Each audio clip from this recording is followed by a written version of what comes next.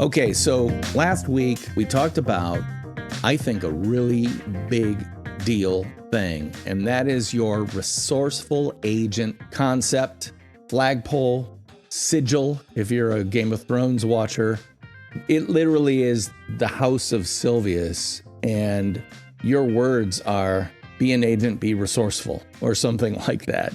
Yeah. And again, if you haven't watched Game of Thrones, forgive me, but if you have, you know that every house in the land of Westeros has their own slogan, their own motto. And in the case of the House of Silvius, it's be resourceful and be an agent, or some variation thereof. Yeah. What does that mean, the resourceful agent, in your own words? I've got my own opinions, and I've already expressed some of them, but I want to hear from you, the horse's mouth. What does being a resourceful agent mean to you? It means finding answers and providing solutions even when you don't have them. Well, that was short and sweet. I was expecting another 5 minutes. I can absolutely go deeper, but I think I've really tried to clarify our message in the brand. And I have technically two different brands, although they're tied to Resourceful Agent. I have the Resourceful Agent radio show, and that basically gave life to our team, which is Resourceful Agent Realty, where we're building a team of agents and helping them grow the same brand and understand the same style of business. A good brand name implies a promise. When I hear resourceful agent, it makes me think, okay, I bought a house from Andy a couple of years ago. Our driveway blacktop is just peeling up and looking absolutely terrible. I don't know where to go. I don't know what to do. I don't know if I need new asphalt or if it's a sealant or whatever it is. I'm going to call you because you are a resource for me and say, Andy, you know, my driveway, it's starting to look really bad. Can you help me with that? Yeah. And, it's that I actually take a lot of pride in making sure that we have lists of contractors and business owners, basically connecting everyone. But the funny thing is, I don't just hand them anyone. It's usually people that I've had experience with. And so I'm very relational about the people I connect with. Whether you're a contractor or you're a plumber or a house cleaner, I want to make sure that they're going to do the best job. And so we usually try to hire them first. And then as soon as I know that I feel like they're going to do the great job for the clients, then we recommend them.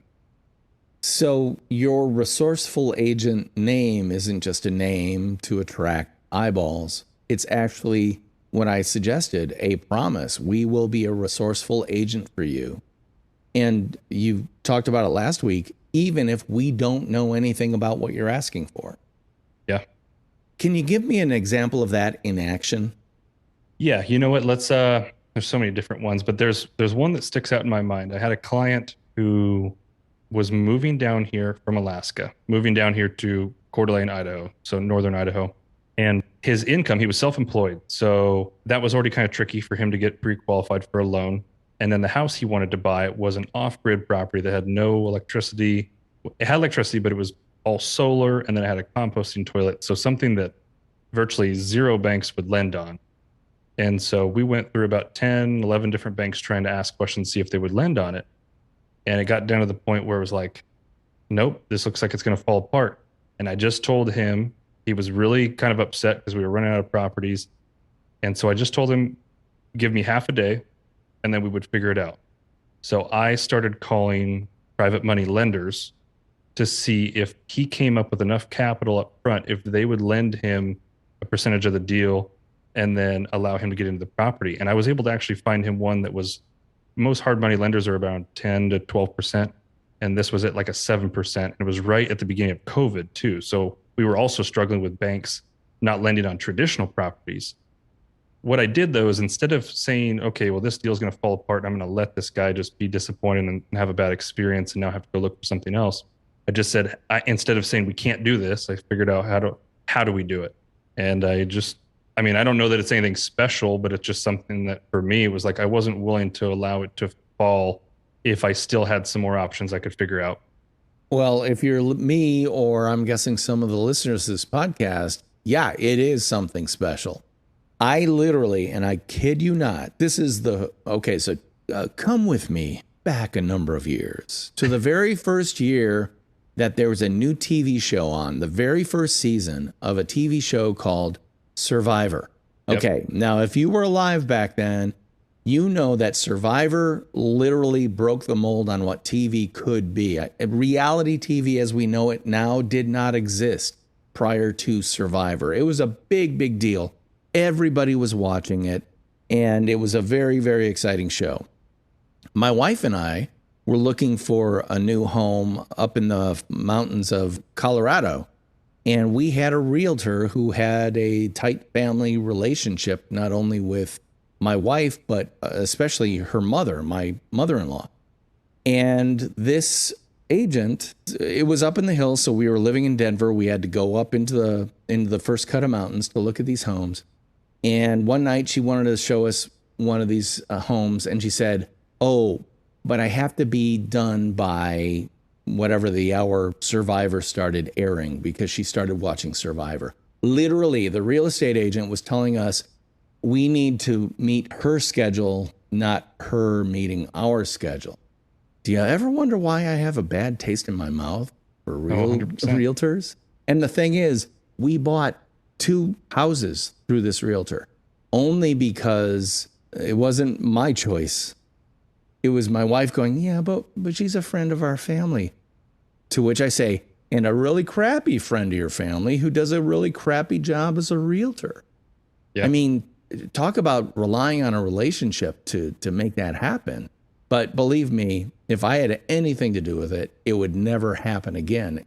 So that is my baseline for what a realtor kind of works at in terms of delivery. Yeah. You have described something light years beyond that in terms of actually working to solve a really insolvable problem, but you found a solution. So I guess calling you a resourceful agent isn't just a descriptor, it's a promise. I guess when I created the brand, I never thought it would be that deep. I did to a certain level, but it definitely does represent who we are as a company now. It's not just me. You know, we have 5 different agents working under our team, and that's the message we try to teach everyone: is that we don't just allow things to, you know, we don't want to have the client walk away with that kind of a representation of who we are. And do we do everything perfect every time? No, but we definitely try to get as creative as possible. That's really the key, okay? When people talk about branding, a lot of people think of branding nothing more than having a logo, consistent use of color, and typography, making sure we always use the same type all the time. That is the barest minimum of branding. A brand is a promise so that, you know, I'm a huge Apple fan, I think, as everyone who listens to this podcast knows. I love going to the Apple store because it's like going to a temple of technology, and everything is so fantastic. Everything is thought through. And even the first time I went in with what I thought was a broken laptop and went to the Genius Bar, and I thought, oh man, they're going to charge me probably $125 an hour to even look at this thing. And the guy looked at it, did ding, ding, ding, ding, ding, ding, got it working. And I'm like thrilled. And I say, "So what's that cost?" He goes, "Oh, no, that's free." I'm like, oh, the clouds parted, the angels sang, the light of God shone down. And I was an Apple fan created right there for the rest of my life. Now, not everybody feels the same way, but that's okay, because a brand is not for everybody.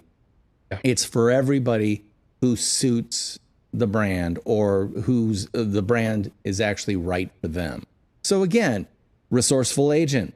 You show up in a mud-stained, or a muddy F-150, and you pop out and you got a nice clean polo shirt.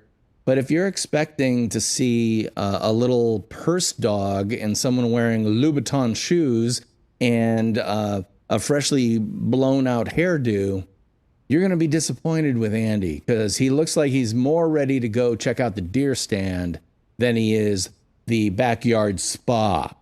I don't think I'd make it up here very long if I came out with a poodle in a bag and a blown out hairdo. Yeah. Well, but my point is, you aren't fronting. You aren't pretending to be a Ford F-150 driver. You are one. You aren't pretending to be someone who doesn't feel comfortable in a suit. You don't.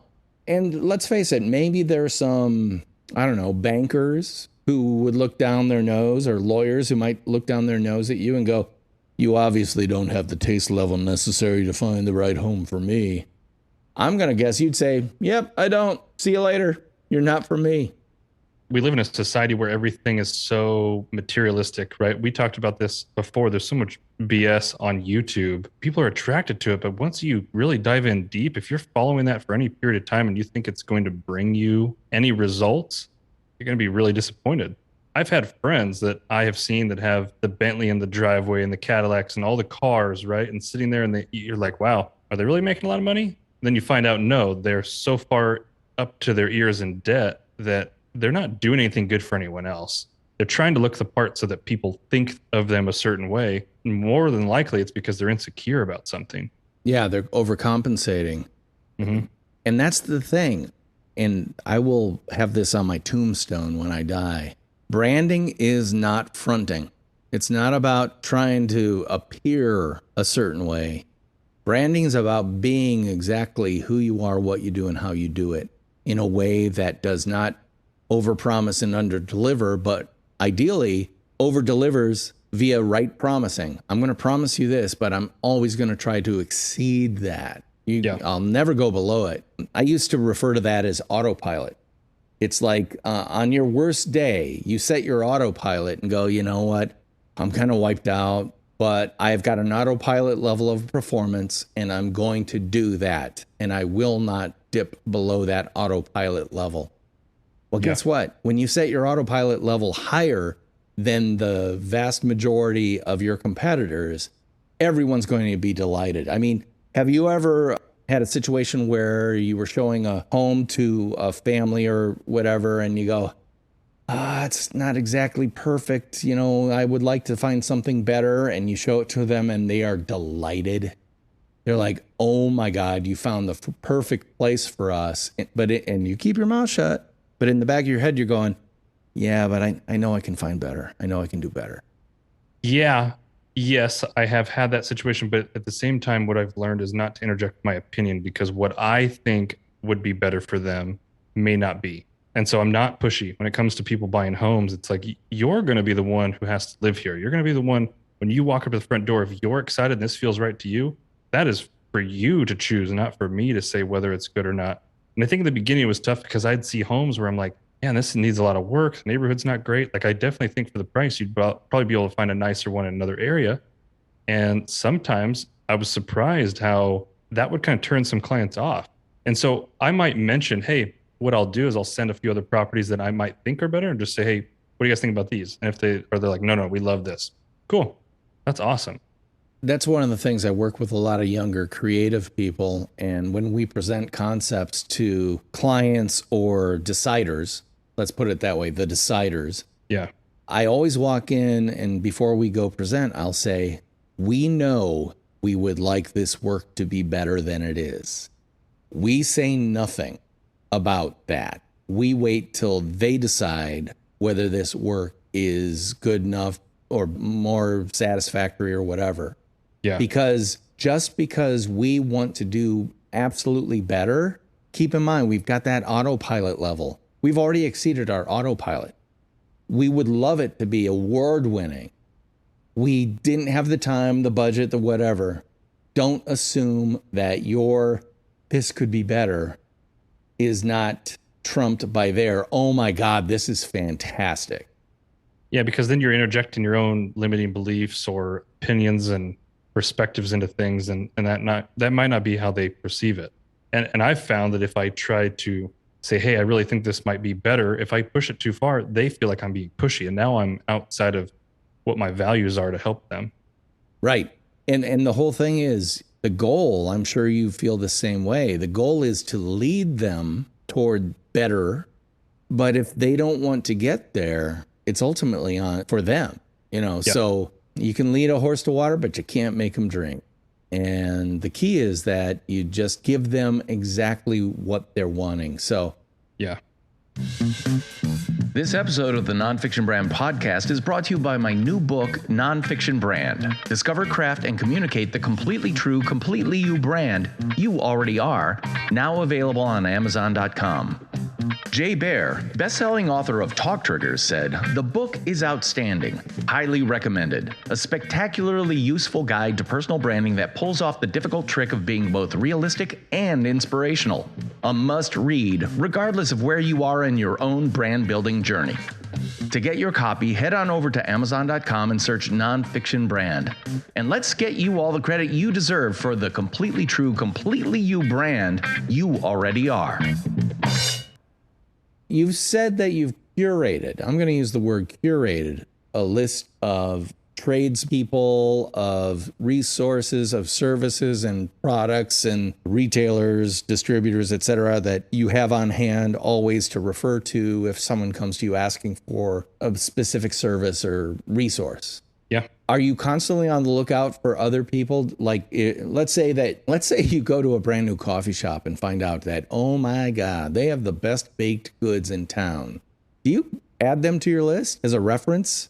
Yeah. So, I mean, specifically around coffee, I don't know. I'm not really a coffee drinker, but I do have some coffee shop connections in town. But let's take, that's kind of a tough one for me because I'm super relational. So when I build a relationship with someone, I'm very loyal and I want to help build their business as long as they're still aligned with helping my client the same way. If their level of service drops, then I am 100% okay with separating that or maybe kind of expanding who I am going to refer.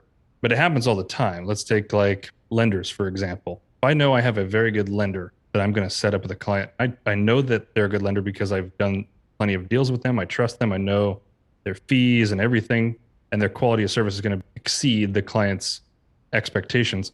I have lenders reach out to me all the time, and so they want my business, and I'm just not really open. They may have cheaper fees. They may have certain things, but it's very hard for people to get in with me once I have already let others in. Because unless that other person breaks that relationship, it's very hard for me to drop them off to go try to use someone else. So loyalty is a big thing when it comes to the brand that is Andy Silvius. Yeah, because let's say you're my preferred lender that I use for clients, and you and I have built this relationship back and forth where we now have trust between each other, and I can call you and we know we're on the same page every time we do a deal. If you find out that I just left and went and handed other buyers to these other people, you're probably going to have a little bit less trust in me, and which is going to create not the best scenario for the client who's in the middle of all of it. So what I'm hearing is that, yes, relationship can trump low price or some other shiny object beneficial thing. Because in your case, the relationships you have ensure the relationships you have with your clients, which ideally are relationships that last years, not just transactions. Yeah, exactly.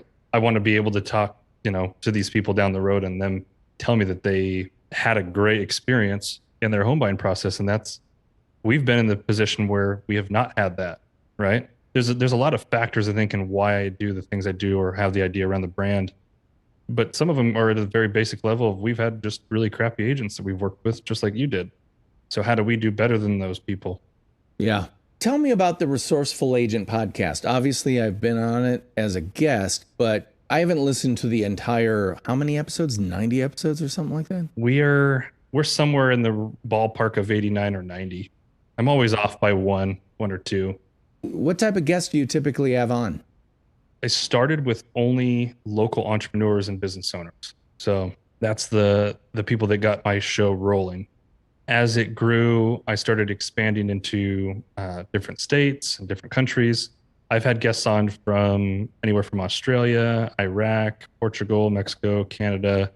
I've talked to a lot of people. And the reason I started branching out and making sure that I wanted to be into different countries is I wanted to get perspectives on business and what their perspectives were around business and relationships in different cultures and different environments.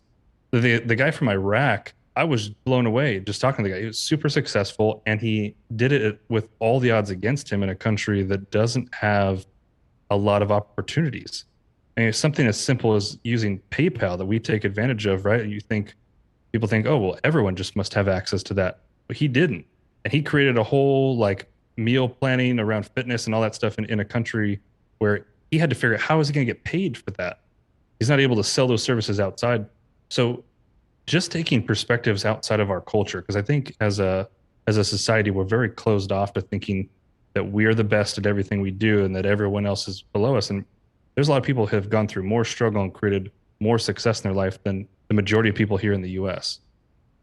It's funny you bring that up because I'm working with a company right now, and we were talking about their brand values, and they've done all the heavy duty industrial strength brand work. You know, they've got the 75-page brand book. They've got everything thought about down to the DNA level and all that stuff. And one of their words is humble. Yeah. And I'm like, when I was talking to them, I'm like, give me an example of what you mean by humble. And they used, this is a company that has a lot of high technology, has a lot of PhDs, has a lot of really skilled technicians and scientists and stuff like that involved with them. And they gave me an example, and they said, some PhDs, the ones who PhD stands for piled higher and deeper, they have this big ego, this massive head. And part of it's because they do have a massive intellectual capability, but a lot of it's due to a massive personality, I would call it defect, narcissism or some variant thereof. How they identify them to right, themselves. Exactly. And they said, we always, when we look to hire PhD level people, you know, people who could be nominated at some point in their career for the Nobel Prize and whatever their subspecialty is. But we always look for humility within them, you know, and it's an important point. So, and I said, so you're telling me you aren't just hiring the very best, you're trying to find the very best who also happens to have a layer or a core feeling of humility about themselves and society and everything else? And they go, exactly. Because those are the people that make our brand be exactly what we're talking about. Humble. Yeah. I'm like, that kind of blew my mind, but then it made sense because I've worked places where, especially sometimes you get a toxic salesperson where they are fantastic at selling transactions. They'll do anything to get you in that used car that day. But they are absolutely toxic people who treat the people doing the paperwork like crap, all that stuff. And I've worked at places where that person is lauded as the best person, the best salesperson every quarter for, you know, till the heat death of the universe. And I've worked at places where that person suddenly was let go on a Friday, even though everyone knew they were sold more than anybody else. It's that latter company that is the one that I find most interesting because they're literally saying, we would rather sell less than sell the way that you're selling. Well, yeah, because you basically put a whole stigma on your brand and your company, and people don't want to come back to that. I mean, I always use a used car salesman as examples. We've all been at a car lot and we have the person who chases us down. And there's one that sticks out in my mind that we probably would have bought the car if they would have left the original salesperson in his office. But instead, they thought that they'd bring in the high pressure manager to come in and every couple seconds put his hand in my face and say, all right, we got a deal. Until finally I just said, no, we don't have a deal. And we walked out and they were mad. He was mad. If they would have left it alone, I probably would have stuck with the other guy. Yeah. That's why, you know, where we buy our vehicles now, I wasn't treated like that. I am particular to go back to that same person because I know that every single time I'm going to get that same level of service. Because if you have a salesperson come treat me that way, I don't care if the one I've worked with has been good. If they put me in line with another person that doesn't align with that, I just won't come back to the dealership ever again. I'll go somewhere else. To quote the Jackson 5, one bad apple can spoil the whole bunch, girl. And it's absolutely true. Yeah. Consequently, to protect your brand, you have to know who you are, what you do, and how you do it, and what you stand for. And as you grow, I mean, obviously, Andy, you've got multiple agents working with you now. They could absolutely become a bad apple unless you made sure that they were ripe and fresh the very day that you started working with them. So I'm guessing that you keep a pretty tight eye on everything regarding that. Yeah. You know just how fragile a brand is. Yeah, and we do. And I think sometimes it can come across as micromanaging And I also I just don't have a lot of patience or grace for excuses. So I can be kind of tough to work with sometimes, but we've also been doing a lot of training. So my wife is our operations manager and also my business partner in owning the team. We've been doing training on how to hire people because we did want to make sure that we've vetted people the proper way. And we have probably the most lengthy interview process I've ever seen. I mean, before you get in the door with us, there's at least 4 1-hour plus interviews, and you have to meet with our team to make sure the team likes you too. You go through all these checkpoints. You don't know there's all these checkpoints, but you're going to have to go through these checkpoints. And if we can stop it at any point because they don't know that there might be 3 or 4 more interviews. And that's just how we vet people before they come on. I want to make sure they're a good culture fit, not only for us and our clients, but also for the team. If it creates a bad work environment for them, then they're not worth having on.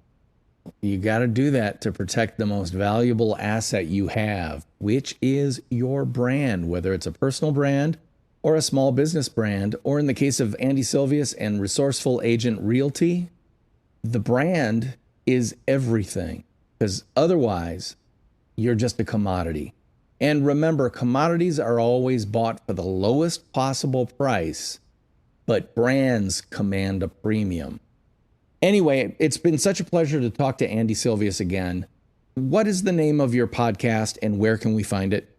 So the name of my podcast is Resourceful Agent Radio Show, and it is on YouTube at Resourceful Agent or just about any audio platform, but the 2 biggest ones, iTunes and Spotify. Just type in Resourceful Agent Radio Show. And if anyone wanted to get in touch with you, where could they do that?